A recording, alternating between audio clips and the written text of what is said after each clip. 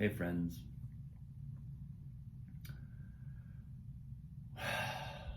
So this morning, I was sitting in meditation, and I just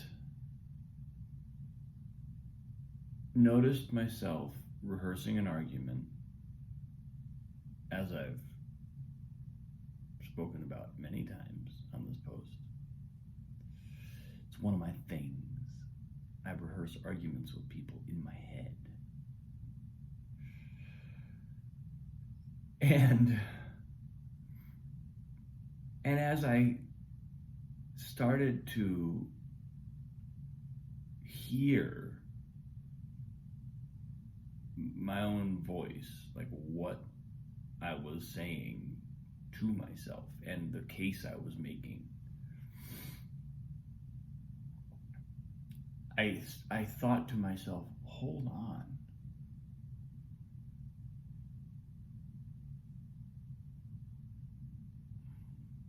What if the other person, what if instead of seeing this as something that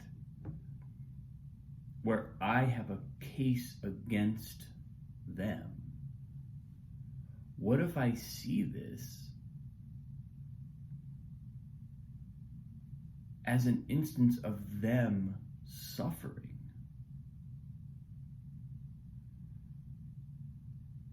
And needing some kind of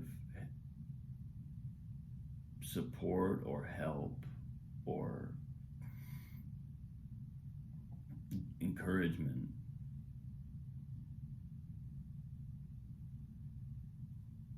And it sounds so obvious. It sounds so obvious. And as soon as I thought that thought, I was like, duh, obviously, that's the way to think about this. But it's not always obvious either in the moment with the other person, or even in my own head. It's like I'm amazed by how long I can run the argument before that thought drops sometimes, because it's always the truth, and we know this to be the truth, at least if we've done any amount of reflection. It doesn't take that much deep thinking to figure out that the other person that you have some kind of issue with is suffering. That's usually, if this was like a multiple choice test, and it was like, what do you think the other person is likely feeling right now? Unqualified hatred for you, the joy and ecstasy of being, or C, suffering for precisely the reasons that you're engaging with them over. And it's like, duh. This is not hard to figure out intellectually or emotionally. What's hard is getting out of our own perspective and getting out of our own suffering.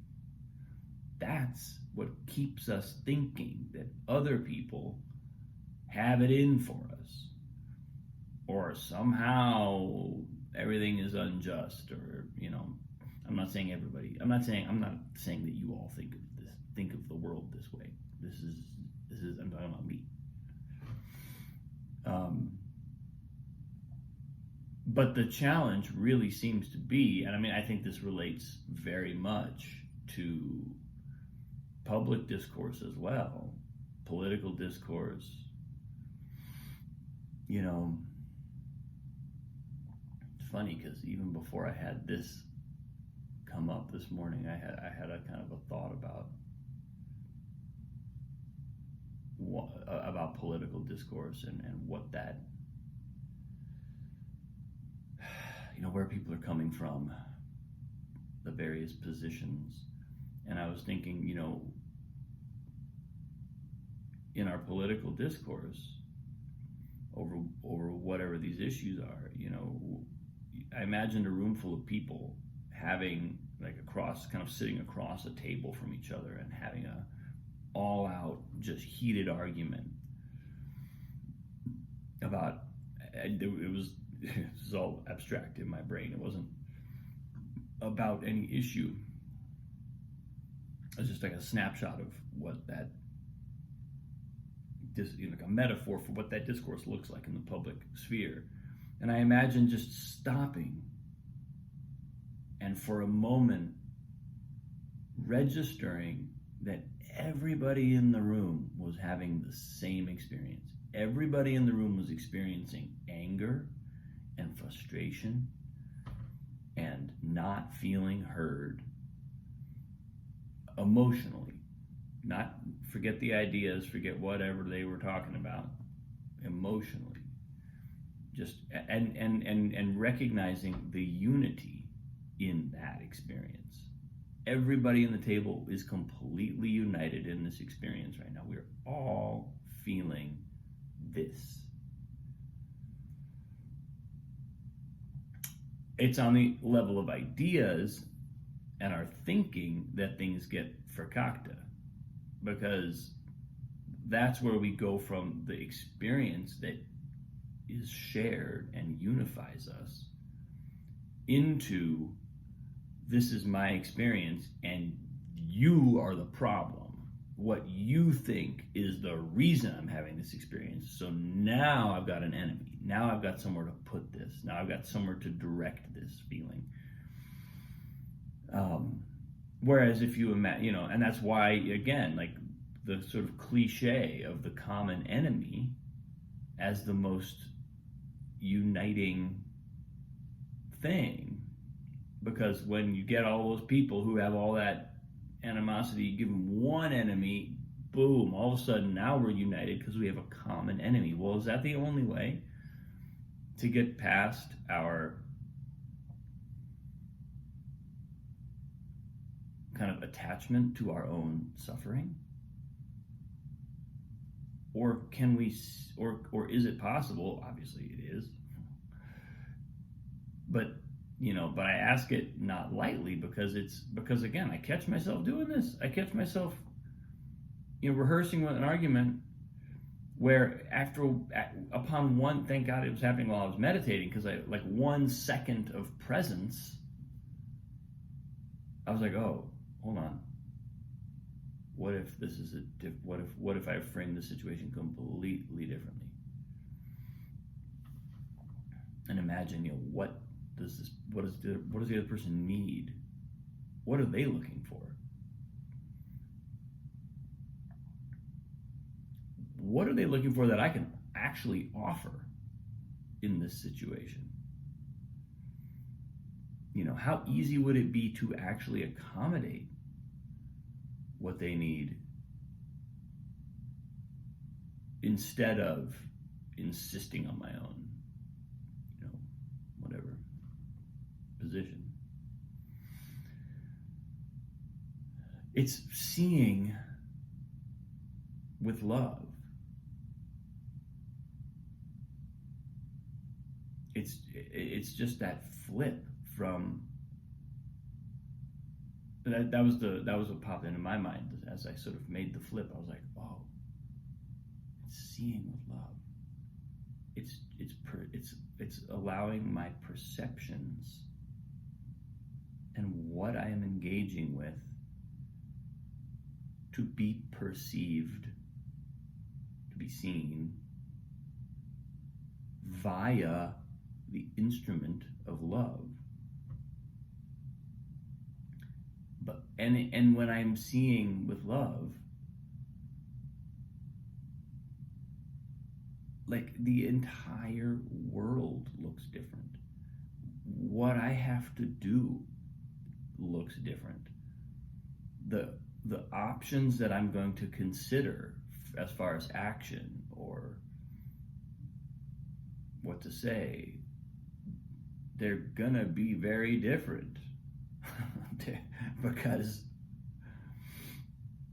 I'm coming from a different part of my existential being.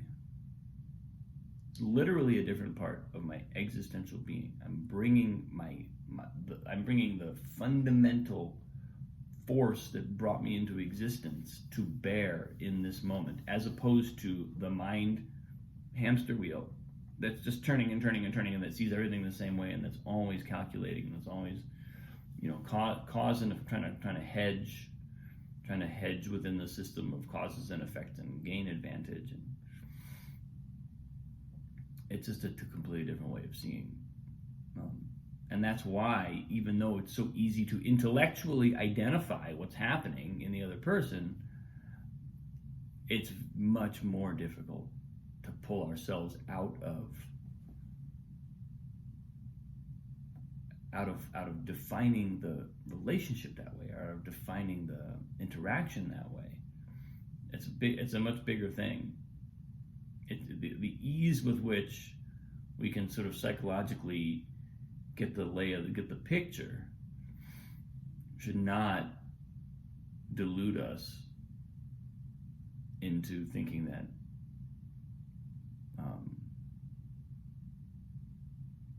that it's easy to bring ourselves to that place every time. I don't think it has to be hard. I think it's the most natural way to be. But if it's not habitual, if that's not how we just trained ourselves to be, it's gonna take some conscious focus and awareness to bring ourselves to that place. So yeah, that's what showed up this morning. You can tell I still have my hoodie on because it's cold in the house. Thanks for watching, folks. Much love. I appreciate you. Have a wonderful day. I'll see you soon.